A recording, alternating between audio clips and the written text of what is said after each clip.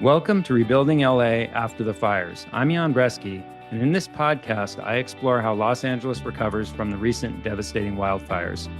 In each episode, I sit down with developers, community leaders, and other real estate professionals to uncover what it really takes to rebuild homes and neighborhoods. If you're looking to understand what's next for LA, you're in the right place. Let's get started.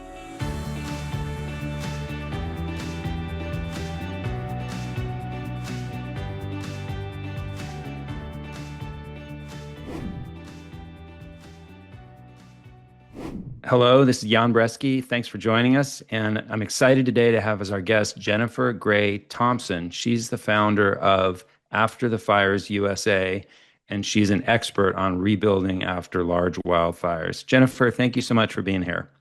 Thank you so much for having me. Let's start with your background and how did you get involved? I know that you're in Northern California and you founded an organization called Rebuild North Bay. But let's start even a little further back and then tell us about your story. Sure. I was a kind of a late bloomer. I became a teacher at 31, and I did that for about 10 years. And I went back to grad school, which was always my dream to work in government, which most people never say. But it was for me. So I went to USC for 2 years and I got a master's in public administration, came out, worked for the county of Sonoma for about 4.5 years. When we had our fires, they really were devastating for my hometown of Sonoma. Our district alone lost about 2,900 homes, but across the fire, we lost 8,900. And then in Sonoma County, about 5,900. So it was unprecedented at that time. We are off the 101 here, and one of the things we had to do was sort of figure out how to serve a very diverse community in a really unprecedented disaster. I was voluntold by the other community leaders that I would be taking the helm of that. I was very surprised. I'll remember that moment for the rest of my life. But we just got to work, and I really came out of that experience having a renewed faith in humanity and what we could do together. When the opportunity came, I didn't found Rebuild North Bay Foundation. That was somebody else. But when that opportunity came up to create an organization solely dedicated to helping us rebuild, I really jumped at it. And it's really been one of the hardest things I've ever done besides motherhood. And I'm incredibly proud of it. It's become my life's work over the past 8+ years. And we have worked in virtually every megafire community across the United States. We switched to a national organization in 2020 in response to the crisis. So it's really been a learning curve, but I've met the most incredible people along the way, and I'm very proud of the work we've done. That's wonderful, and I'm excited to hear more about it. And so you have a nonprofit organization, and how would you describe the mission of the organization? It sounds like you're trying to take learnings from one major wildfire and make it available to people soon after when they've been devastated by the latest mega wildfire in the US. Is that pretty accurate? Absolutely. It's also that we are bringing leaders to new communities who've already walked this, who've gone through the phase of not knowing at all what was happening, not knowing how to handle this situation. Remember that this crisis is only 10 years old and our megafires have increased about 250%. It wasn't constant before. It's not that we never had them, just not at this sort of, cadence and the amount of mass destruction. And every time I think I've seen it all, then, something new comes up like LA, and it's not just hold my beer, it's hold my 2 beers, make this an hour apart, make this really complicated. Our mission is really to help communities navigate megafires. And the way that we do that is through deployments. We do delegations into these communities. When we are at home, we do a lot of help with teaching leaders how to walk through this. They know their communities, but they don't know disaster, and we do. And so we could really be a big help for them. We do not get in front of them. We do not supplant local leadership. It's really our goal to help the people who already have the social ties and the knowledge to really figure out how to step into this space, because we know that that's what worked in our fires. We also do lobbying in DC. We're very instrumental in bringing over $6 billion worth of tax relief to disaster survivors. We're very proud of that too. We advise a lot for everything from corporate to academics to public sector leaders who've either gone through or are nervous that they will be going through what this, megafire or some other peril. I've also been to Canada to speak to them about megafire. So it's really whatever the moment is calling for.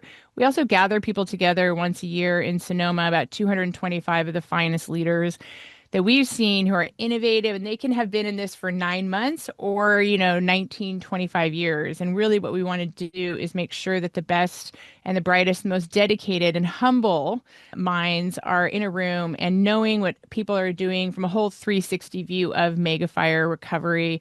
And the final thing we do is that we have a podcast too called How to Disaster that we are relaunching next month. I did it for about 4 years and then I just got too busy. So I'm always happy to be on with people like you, though, who are really leaning into this. I hate to say it, but I think your time has come in terms of the world needing what you're doing. It does seem like there's been an acceleration of these megafires, and it's actually really impressive that you're doing what you're doing and providing the knowledge transfer, because there must be a lot of key learnings from different fires. What would be one or two of the key learnings that apply to the LA fires that come top of mind for you? I feel like LA fires, I had been working the Maui fires for about 2 years or a year and a half before the LA fires. And I feel like that was the most complicated one that we had encountered so far. And then LA just sort of tripled down on that. One of the key learnings is for people to understand that these are sisters, not twins. They are 1 hour apart. One of the key learnings for us is that there's such a glut of talent and determination and competency inside of the LA fires. But the one thing that was really painful for people is that they didn't actually have a competency in how to do mega fires. And so we've seen more groups pop up than we've ever seen before. Certainly one of our biggest challenges is to get people to really work together and embrace that. It's not that they don't want to in theory, but it is a place where if you get the highest echelons, it's usually because you're highly competitive and you're good at doing this one lane and that works. But in this case, in mega fires, you actually have to work together. There is no one group or person. No one is a hero or a savior. The community itself is the hero and savior. And I really see a change after year one passed. Especially, I've noted the change and like the acceptance that it really is an all together, all hands on deck. LA's been fascinating in the way of I've never seen a fire with so many resources and yet not enough at all, because we have a different federal landscape. There's no way philanthropy can actually fill that gaping hole. But it's been nice to see over $1 billion of philanthropy actually, dedicated or deployed into these communities. And I have a lot of faith in how you'll come out the other side. And right now the challenge is really around rebuilding back in a way that will allow you to be insurable, but can also be a model for the rest of the country, if not the world, on how to do this. So there's many, many elements that are unusual in LA, especially the multiple jurisdictions has been especially challenging. There's a lot there. Do you think that philanthropy will fill the gap that is left by less federal government resources than in the past, or is it not going to fill the gap?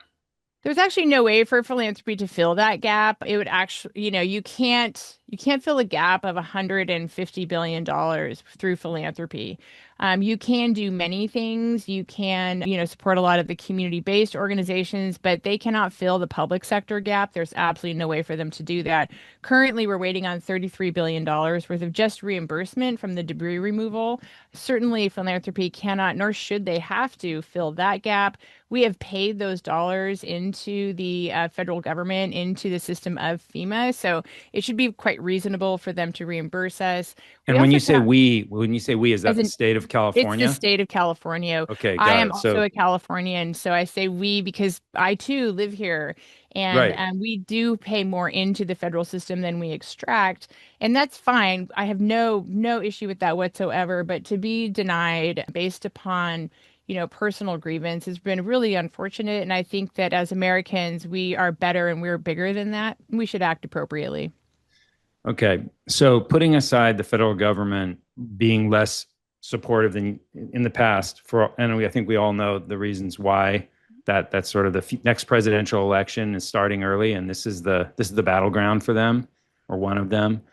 What is one thing that you wish could happen locally here in Southern California that hasn't happened to the extent it needs to, that would be the biggest breakthrough? Something that's achievable, not an intractable problem that just can't be solved, but more like with the right leadership, this could be solved. Well, I see it on two levels. The first thing is that I would really like to see all of the people who are elected officials meet together once a month.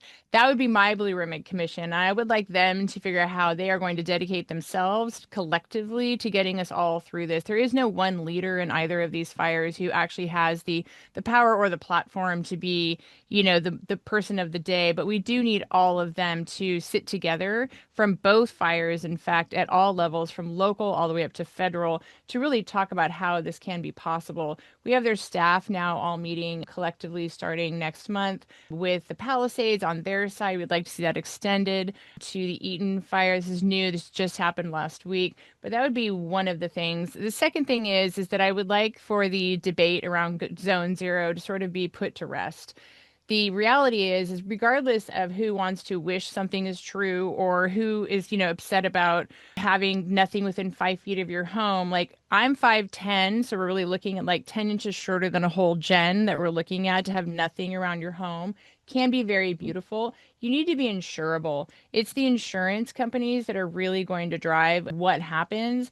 And if we continue to argue about that, we slow down the recovery. And instead, I believe that the people of LA are so deeply talented and creative and have really amazing minds that they can make it not only accessible but also beautiful.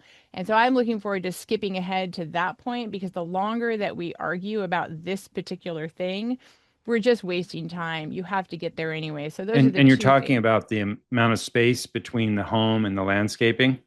Absolutely. And it's really a different type of landscaping. And I think the concern has been around, is it going to be a moonscape, especially with smaller lots like in the alphabets. There's also been a lot of misinformation around trees. Like that suddenly this is calling for no trees. And in fact, it's exactly the opposite. It's saying that trim them up, don't have them within 5 feet of your home, and then make sure that they are not ladder fuels to take your home out. So zone zero and wildfire prepared home, and it absolutely calls for trees. There's no problem there.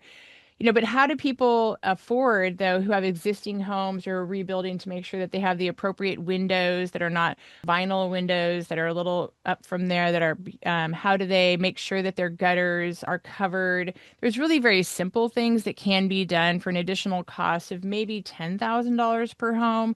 But for some people, that $10,000 is really a barrier. And so we have to think about how do we get them home? That's a good place for philanthropy to actually do that. So there are puzzles, but none of it is none of it's too hard for the people of LA to actually not only embrace but make beautiful. I want to go back to the one about the elected officials meeting once a month.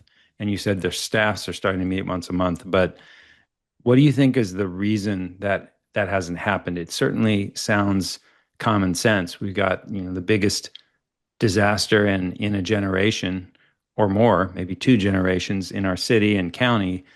And let's get all the leaders together to talk about it once a month so that they're all pulling, the same direction. What do you think has been the biggest obstacle? I mean, I know traffic in LA is an obstacle, and so location would probably be downtown. Sure.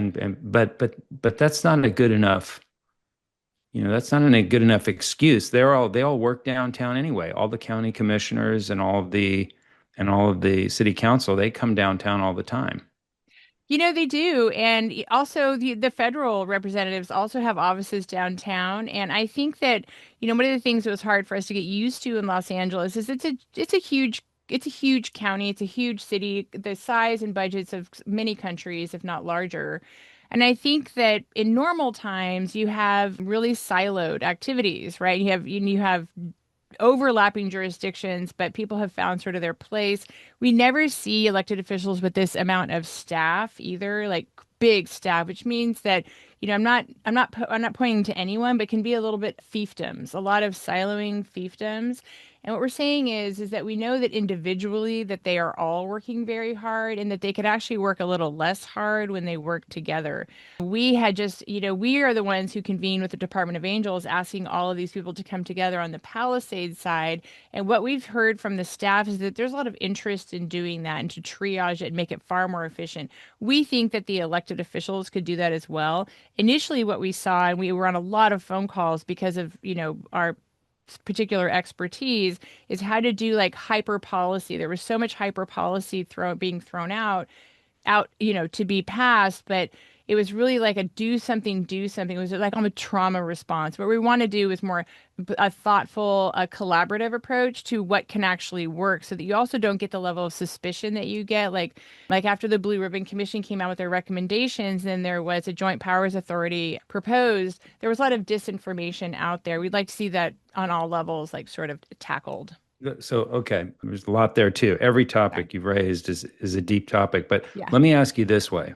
If you are a resident of the city of Los Angeles and the county of Los Angeles, which, is one and the same to some, not exactly the same, but we're all of us city residents are also county residents. Yes, you are.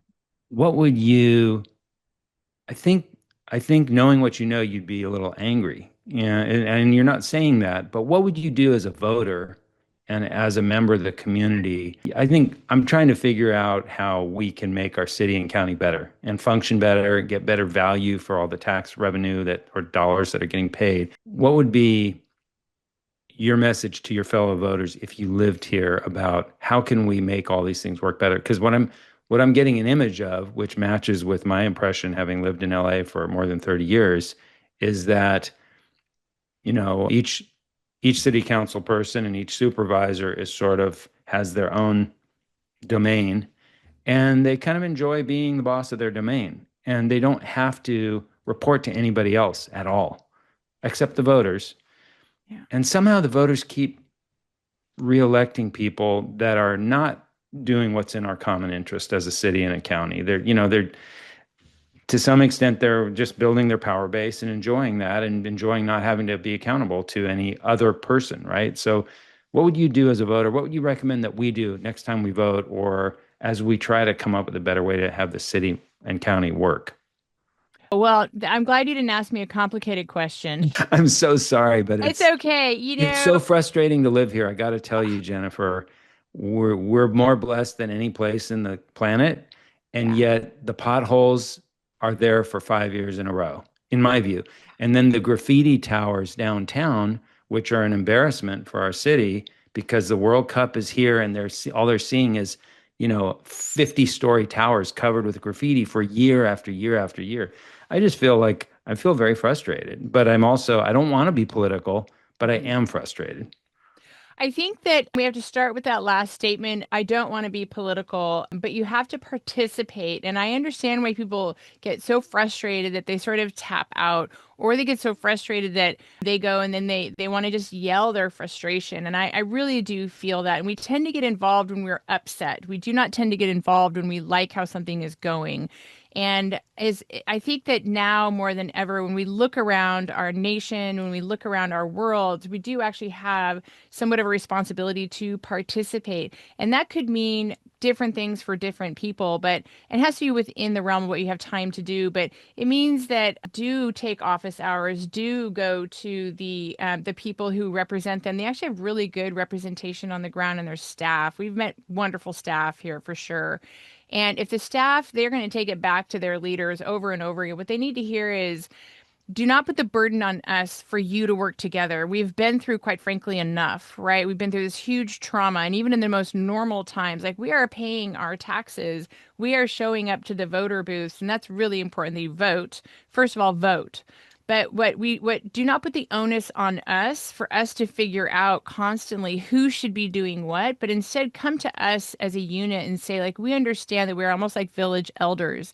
And in that case, it means it's your responsibility to make sure that you are working together, that your offices are talking to each other, and that then you can present to us the best way to navigate it. And that can be using some form of technology to make it simple for people. Don't leave the elders out, though, the senior citizens. But it's really the onus is on the elected officials to figure that out. It's not on you. And I think that that's a Okay. really important message. Okay. I mean, you're speaking some words of wisdom there, and I'm gonna come back and rewatch this and And think it's not about that. impossible, just so that you know, like I've done things in Congress people I think are impossible, but call my style politely furious, politely. And I just won't accept it when they tell me that something isn't possible for fire survivors because they deserve it. And so I just don't accept that that's too hard. Doesn't work for me. So, side Jennifer, note. it's inspirational to hear you say that. I really mean that sincerely. That you know I agree.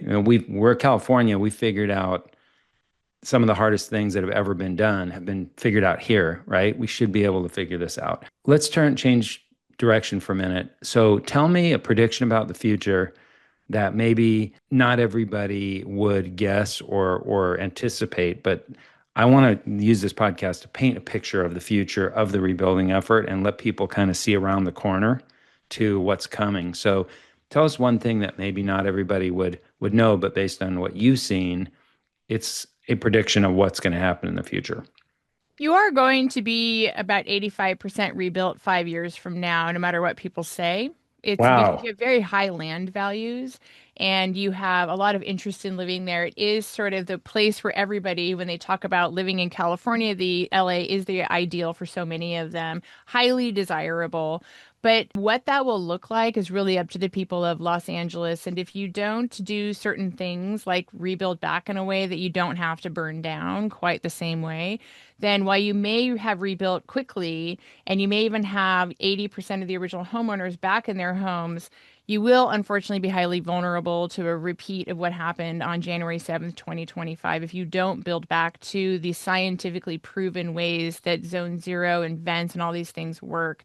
I do absolutely believe that you will be built back. However, let me just preface that with the unknown is that I've actually never seen politics really leveraged in this way from a federal response. And so my major concern is, will you have enough resources from the federal government to make sure that you are safer, that you are built back better, and that it is an equitable rebuild? And that is an unknown. I do think you will be. You will get the CDBG-DR, the Community Development Block Grant disaster relief funding, which is massive. It's billions of dollars.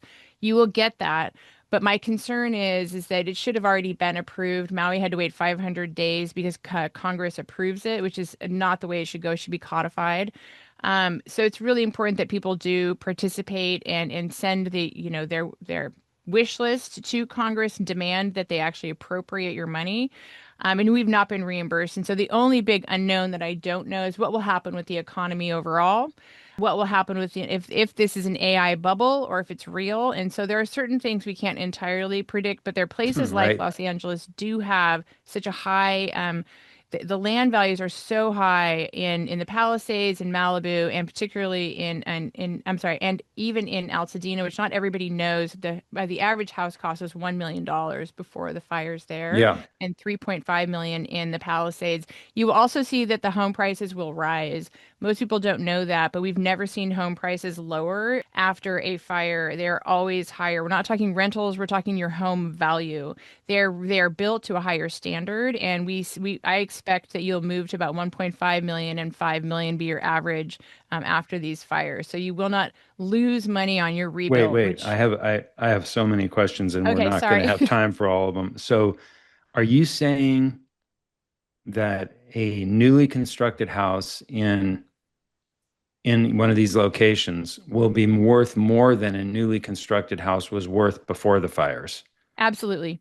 The Yep. same house before and Yep. after it'll be worth more. Okay, And it will be more that's interesting. insurable. This is very important too. And because I do believe, I mean, you are just going to have to rebuild back to the wildfire prepared standard.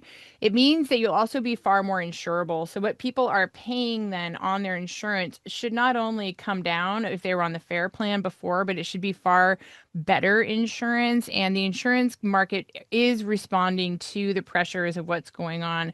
We talk to these insurance companies. We talk to Marsh McLennan. They're a big heavy hitter in your area in particular. They want to insure you and they want to keep your premiums. Doing all of these things will help you, should drive down some of the costs, and your houses, yes, will be worth more money. They're worth about 3 times more in Paradise than they were before their fires.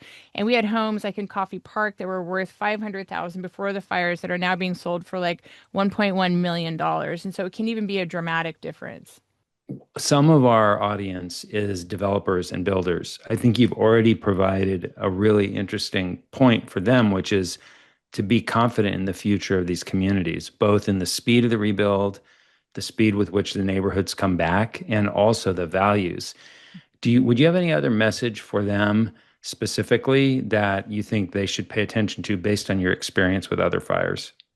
I do. Developers are a really important part of every rebuild. We absolutely need them in every rebuild, but I really caution them to police each other to make sure that their other developers are engaging in best practices, not predatory practices, to really have it be an ethos throughout the entire community of developers. You don't cold call people right after their homes burn down and start offering them lowball offers on their land. Those are practices that should absolutely go away. They are not helping the entire developer community for how people trust them after. And it's a really hard, like, there's nothing we can defend there when people were cold calling like in Maui and Lahaina right after, and the same thing in your fires too. And so one of the things that I would really love to see the developer community do is to really show what it is that they can do to get people home more safely and at a price that they can afford. We often let communities know that like you have to have a developer in the room, and but you can also tell them like, here's what we're afraid of, here's what we don't want our community to look like, but here's what we would like our community to look like. And then there's a price that you can bring the cost down, which developers will absolutely do if they have a bigger footprint, but they do have to be able to listen to what the community wants and does not want. And I think that the more they do that, then the better reputation that they will have within these disaster communities. And we'll be able to point out the really good actors.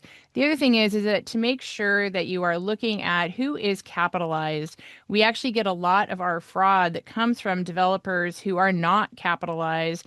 And then it turns into a bit of a Ponzi scheme. And that's where we see people end up going to, prison or being arrested, or people just really left with substandard homes. So to really show the strength of the integrity that developers can operate with, and many do, but unfortunately many don't. And so that's one of the things that I'd really like to see is less predatory action, more internal regulation and pressure, because you are a really important part of how we get home.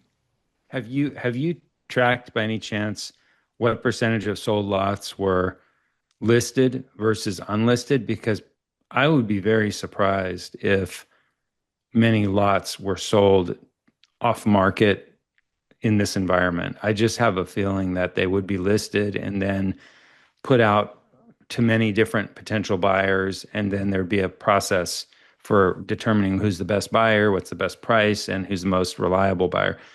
I hear what you're saying, but I don't have the impression that there's been very many victims who have chosen to sell their property without going to a good realtor. Maybe there are, but I think these are pretty sophisticated.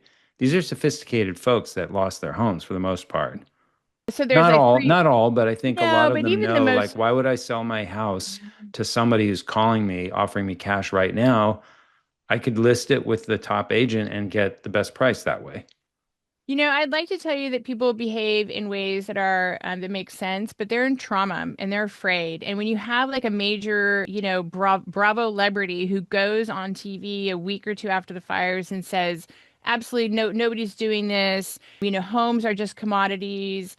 And repeatedly too, like these are unacceptable things that should be shamed and shunned. Quite frankly, it was completely wrong, Got and it. I was very offended by that. So people. I doubt they're even, those companies are even acting as a developer. I'm guessing they're just trying to buy something and then resell it later for Yeah. more, because it would ruin their reputation if they develop the property and then people know it's the same company that did those ads on TV. I think it would affect the people's trust in whether this home was built properly and all the other factors that go I into wish that. that were true, but trauma is a trauma. When you see something like what you all experienced, the shock of it and the awe of it and the absolute devastation can really send people to a very different mindset, no matter how competent they were. And I have to tell you, like within 24 hours of your fires, the first people calling me were like hedge funds, PR people, not to get, because they had so many people affected directly that they did not even know how to begin to help them to navigate.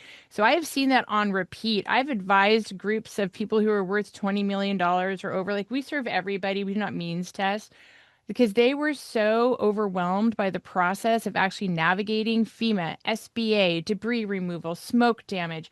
All of these things become an absolute emotional, financial, spiritual burden on, and this is after having lost literally everything. But it's not just your home, it's also your town for many people, your memories, like where you brought your children home at night. And so you have this entire other emotional side to it. So you cannot necessarily, at least for a while, the whole first year we call fire brain, respond to things in the way that you would have normally done with the skills you would have normally deployed. So I have a lot of empathy and compassion for people who are going through this, no matter what their background. It's just not that simple.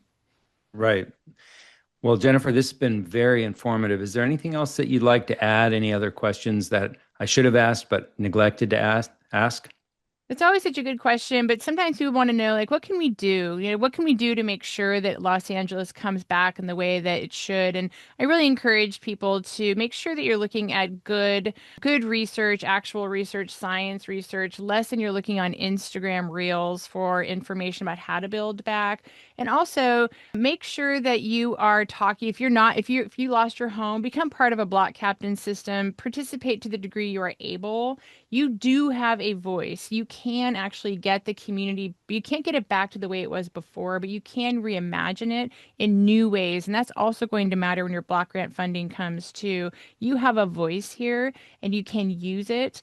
And I really encourage you to ask for what it is that you need from your electeds, from your developers, from organizations like mine, and make sure that when you feel helpless, then, look around, call us, whatever it takes, and then we will hook you up in a way that you do no longer feel helpless. You're not. You are the leaders you've been waiting for, I can promise you, and people like me will help you get there all the way home, I promise. Jennifer, that's a really inspiring message, and it's been a real pleasure. Thank you so much.